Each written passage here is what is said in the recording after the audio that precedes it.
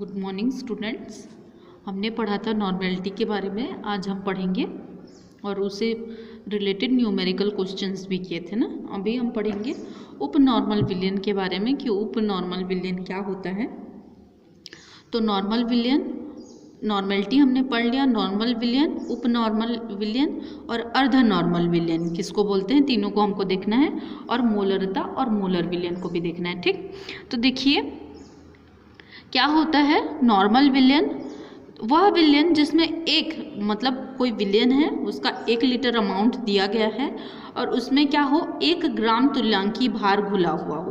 कितना? 1 ग्राम तुल्यांकी भार घुला हुआ हो तो उसको क्या कहते हैं, नॉर्मल विलियन कहते हैं। ठीक, फॉर एग्जाम्पल ले लेते हैं HCl के नॉर्मल विलियन का क्या अर्थ है कि HCl के 36.5 ग्राम तुल्यांक भार को आसुत जल में घोलकर 1 लीटर बनाया गया है।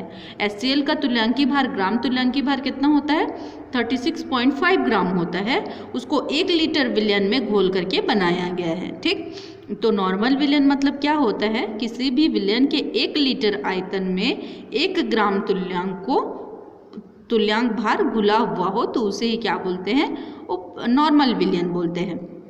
अब देखेंगे उप नॉर्मल विलियन किसको बोलते हैं।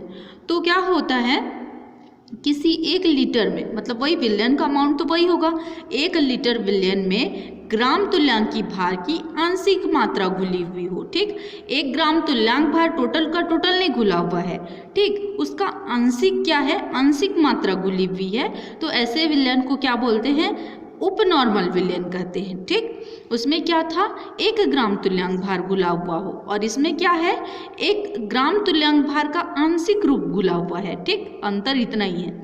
अब देखेंगे अर्ध नॉर्मल विलियन या सेमी नॉर्मल विलियन किसको बोलते हैं। इसमें क्या होता है, किसी भी ग्राम तुल्यांक मतलब 1 लीटर विलियन आयतन आपको वही रखना है, 1 लीटर विलियन में 1 लीटर विलियन के आयतन में 1 ग्राम तुल्यांक का आधा भाग घुला हुआ हो। ठीक, तो आपको फर्स्ट वाले में क्या करना है, जब पूर्ण नॉर्मल आपका है नॉर्मल विलियन में वही आपका 1 लीटर आयतन होगा, आयतन कितना है 1 लीटर। सेकेंड में भी क्या है, आयतन क्या है 1 लीटर। थर्ड में भी क्या है, आयतन 1 लीटर। ठीक, 1 लीटर, लेकिन इसमें 1 ग्राम तुल्यांक पूरा घुला हुआ है, 1 ग्राम तुल्यांक। इसमें क्या है, 1 ग्राम तुल्यांक का आंशिक भाग, थोड़ा सा भाग घुला हुआ है। अब इस थर्ड वाले में आपका क्या है, इसमें लास्ट वाले में 1 ग्राम तुल्यांक का आधा भाग ना, 1 का आधा भाग इसमें घुला हुआ है, आधा भाग इसमें घुला हुआ है, तो उसको हम क्या बोलेंगे, अर्ध नॉर्मल विलियन बोलेंगे। ठीक, तो देखते हैं कि मोलरता या मोलर विलियन किसको बोलते हैं। तो देखिए मोलरता क्या होती है, किसी लीटर विलियन में उपस्थित विलेय ग्राम के, उसमें क्या बोल रहे थे, ग्राम तुल्यांक भार बोल रहे थे ना।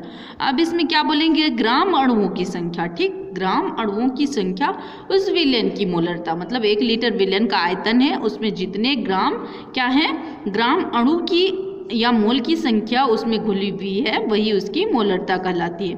और इसको हम किससे शो करते हैं, जिससे नॉर्मेलिटी को n से, तो इसको m से शो करते हैं। ठीक, और क्या होता है, जैसे कि अगर हमको एग्जाम्पल दिया रहे कि 1 मोलर सोडियम हाइड्रोक्साइड का क्या अर्थ है, मतलब सोडियम हाइड्रोक्साइड के 1 लीटर विलियन में उसके 1 ग्राम अणु अर्थात 40 ग्राम विलेय हैं। ठीक, सोडियम हाइड्रोक्साइड का कितना अणु भार कितना होता है, ग्राम तुल्यांक भार अलग होता है ना, ग्राम तुल्यांक भार मीन्स होता है उसकी संयोजकता से उसका अणु भार को डिवाइड करते हैं, और इसमें वैसा नहीं है, इसमें ओनली अणु भार। ठीक, तो कितने ग्राम अणु भार विलेय हैं, तो 40 ग्राम विलेय हैं, तो इसको हम मोलरता इक्वल्स क्या लिखते हैं, n/v। ठीक,